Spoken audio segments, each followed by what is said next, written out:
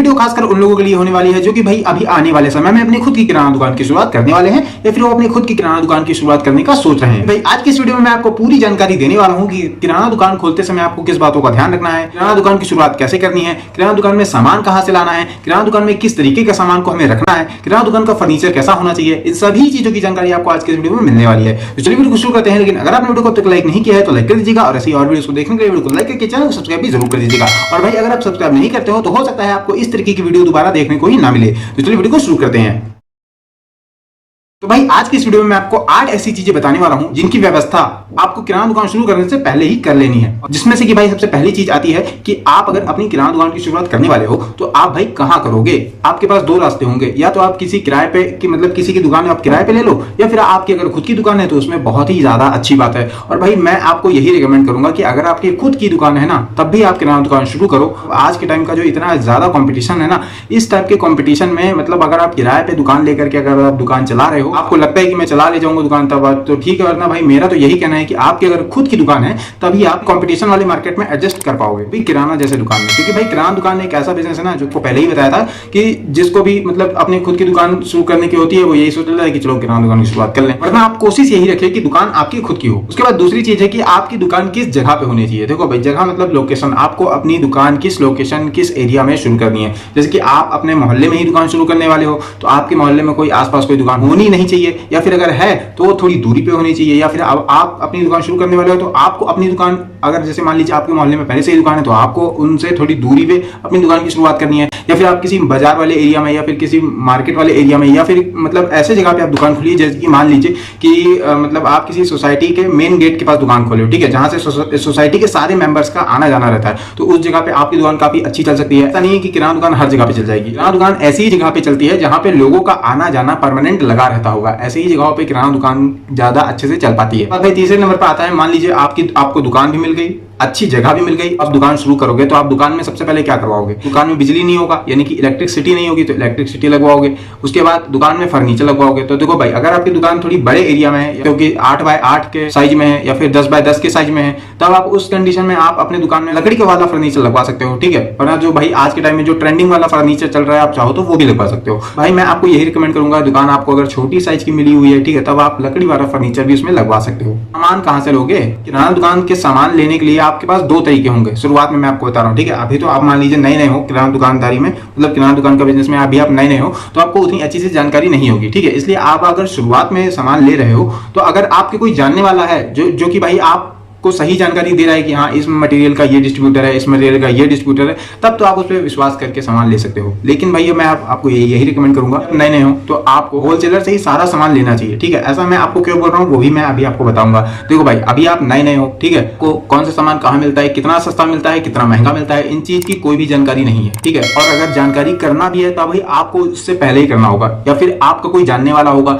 जैसे कि आपको कोई मित्र होगा तो आप मित्र जो कि भाई किराना दुकान कर चुका है या फिर कर रहा है तो उससे आप संपर्क कर सकते हो। तो वो आपको बता सकता है कि हाँ इस मटेरियल का डिस्ट्रीब्यूटर ये है, तो आप डायरेक्ट डिस्ट्रीब्यूटर से सामान ले सकते हो। वैसे पहली अथॉरिटी मैं आपको यही दूंगा कि आप अगर नए हो, आपको अभी किराना दुकान के बारे में उतनी जानकारी नहीं है, तो आप शुरुआत में अगर नई दुकान की शुरुआत कर रहे हो तो आप होलसेलर से ही सामान ले सकते हो। क्योंकि होलसेलर से, और हाँ होलसेलर से आपको सामान लेना है लेकिन ज्यादा क्वांटिटी में नहीं लेना है। मान लीजिए आप पार्लेजी का एक गत्ता ले रहे हो तो वो बहुत है कि आप 1 से 2 गत्ता लो, बस उतना ज्यादा नहीं लेना है, ठीक है। क्योंकि भाई आप ज्यादा सामान लोगे तो जानते हो बीच का कमीशन जरूर खाता है, और अगर आप वही सामान डिस्ट्रीब्यूटर से लेते हो ना तो आपका कमीशन वहां पे बच जाता है, वही आपका एक्स्ट्रा प्रॉफिट होता है। उसके बाद जब आप पहली बार होलसेलर से सामान ले लोगे, उसके बाद जब आप दुकान में बैठने लगोगे तो आपको आपकी दुकान पे खुद ही कोई ना कोई किसी न किसी कंपनी का डिस्ट्रीब्यूटर आने लगेगा, कहेगा ये हमारा प्रोडक्ट है, ये हम इसके डिस्ट्रीब्यूटर हैं, क्योंकि मतलब आपकी दुकान पे खुद ही एजेंसी वाले जो एजेंसी लिए होते हैं वो प्रोडक्ट देने लगेंगे। कि आपके दुकान पर कस्टमर आएंगे कैसे। आपने दुकान ढूंढ ली, दुकान में फर्नीचर लगवा लिया, दुकान में सामान भर लिया, अब आपकी दुकान पे कस्टमर नहीं आ रहे। देखो भाई अगर आप नई किराना दुकान शुरू किए हो तो शुरुआत के टाइम में यानी कि किराना दुकान के स्टार्टिंग के टाइम में आपको अपना प्रॉफिट मार्जिन बहुत ज्यादा कम रखना है।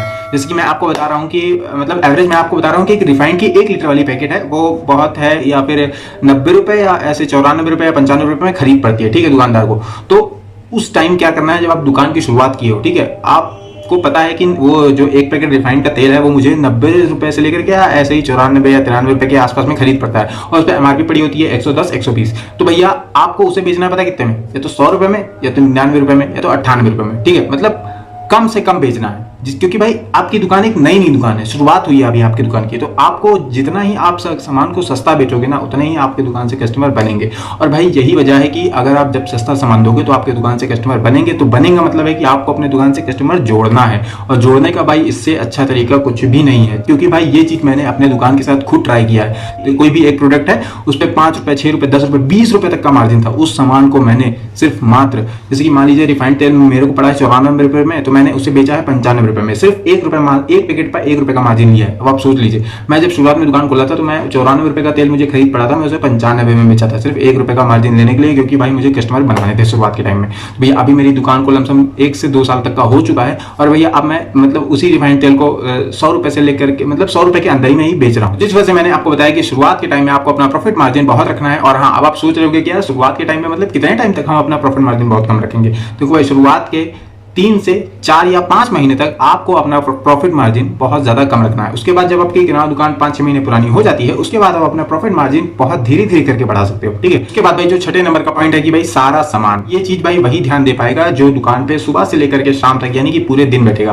क्योंकि भाई उसी को ही पता रहेगा कि किराना दुकान में कौन सा सामान खत्म हो चुका है, या फिर कौन सा सामान खत्म होने वाला है, या फिर कौन सा सामान 4 दिन बाद खत्म हो जाएगा। इस चीज की जानकारी भाई उसी को ही रहेगी जो कोई भाई दुकान में सुबह से लेकर के शाम तक बैठेगा। तो ऐसे में क्या करना है कि भाई आपको अपने दुकान पे सामान खत्म होने से पहले ही मंगा लेना है। जैसे कि मान लीजिए आप रिन साबुन बेचते हैं, एग्जाम्पल के लिए मैं आपको बता रहा हूँ कि आप रेन साबुन बेचते हैं। ठीक है। मतलब आप एक गत्ता खरीदते हो, उसमें से मान लीजिए कि आपके जो गत्ता बचा हुआ है उस पे से सिर्फ 10 या 20 पैकेट साबुन बचे हुए हैं। अब आपको उतने टाइम ध्यान करना है कि यार, मतलब ये नहीं ध्यान करना है कि साबुन अभी है, ये चीज आपको ध्यान करना है कि अब साबुन खत्म होने वाला है, साबुन मुझे कल मंगा लेना चाहिए।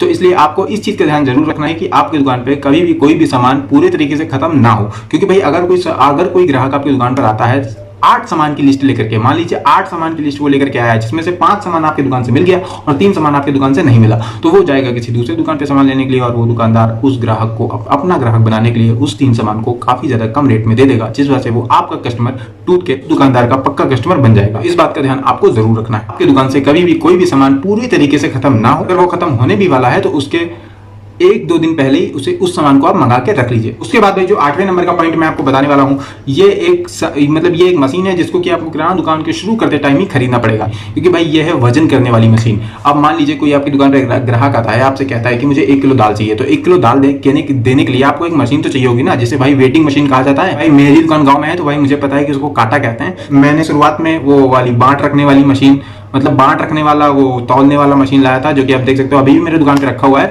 उसके बाद भाई 6-7 महीने बाद मैंने एक डिजिटल वाला काटा खरीदा हुआ था, और भाई इसके ऊपर भी मैंने वीडियो भी बनाया हुआ था कि किराना दुकान के लिए कितने अच्छे तरह के कांटे होते हैं जो कि आपको अपने किराना दुकान के लिए रखने चाहिए। ठीक है। तो ये मशीन भी आपको, अगर आप वो बांट वाला लेना चाहो तो वो आपको 2000 या 3000 के अंदर ही मिल जाएगा। अगर आप वो डिजिटल वाला कांटा लेना चाहते हो तो वो आपको 5000 या 4000 से लेकर के 10-20 हजार तक के बीच में मिल जाएगा। जिसपे कि आप, और ये चीज भाई आपकी दुकान पे होना भी चाहिए, क्योंकि उसी पे तो आप अपना सामान, मतलब जैसे दाल हो गया, बेसन हो गया, ठीक है, चना हो गया, ये सब चीज तौल के देने वाला सामान, उनकी बात कर रहा हूँ। इन सामान को देने के लिए आपको एक काटा यानी कि वेटिंग मशीन की जरूरत जरूर पड़ेगी, जिसे कि आपको किराना दुकान शुरू करते टाइम जरूर खरीदना है। मैं आपको बताने वाला हूँ वो है कि भाई अगर आप अपनी दुकान की शुरुआत करने वाले हो आज के जमाने में, ठीक है, ये 2024 चल रहा है, हो सकता है कि आप ये वीडियो पता नहीं कब देख रहे हो। आज के टाइम में ना कंपटीशन हर चीज में बहुत ज्यादा है। ठीक है। हर चीज में बहुत ज्यादा कंपटीशन है। इसलिए मैं आपको बताता हूँ कि आप अगर अपनी किराना दुकान की शुरुआत कर रहे हो तो आपको अपने दुकान में कुछ हटके, कुछ यूनिक सा चीज जरूर रखना चाहिए। ठीक है। जैसे कि इससे पहले वाली वीडियो में मैंने आपको बताया हुआ है कि आपको अपनी दुकान में कौन सी ऐसी यूनिक चीजें रखनी चाहिए। वो भी 1-2 चीजें नहीं बताई है मैंने, पूरी 7 चीजें बताई है कि आप अपनी किराना दुकान में उन 7 चीजों में से कोई भी एक चीज रख लेते हो ना, तो आपकी दुकान आपके मोहल्ले में, आपके एरिया में सबसे अलग बन जाएगी, सबसे हटके ही दुकान बन जाएगी आपकी। क्योंकि भाई आपकी दुकान पे वो सुविधा होगी। तो भैया अगर आप वो सुविधा देखना चाहते हो तो आई बटन पे आपको लिंक दिखाई दे रहा होगा, या तो आप मेरे चैनल पे जाकर के भाई उसकी जानकारी उस वीडियो में आपको मिल जाएगी कि वो हटके चीज आपको किराना दुकान में कौन सी रखनी है। और हाँ, वो हटके चीज मैं अपने दुकान में भी अभी भी चला रहा हूँ, जिस वजह से भाई मेरी दुकान, मेरी खुद की दुकान अब मेरे एरिया में, मेरे मोहल्ले में सबसे हटके है। क्योंकि भाई वो अलग जो चीज होती है ना, जो यूनिक चीज होती है ना, वो मैंने अपनी किराना दुकान में रखा हुआ है, और वो सुविधा मैं ग्राहक को भी देता हूँ, जिस वजह से भाई ग्राहक आने के चांस भी ज्यादा बढ़ जाते हैं। तो उम्मीद है भाई वीडियो आपको पसंद आई होगी। तो वीडियो को कैसी लगी कमेंट करके जरूर बताइएगा, और ऐसी और वीडियोस को देखने के लिए वीडियो को लाइक करके चैनल को सब्सक्राइब भी जरूर कर दीजिएगा।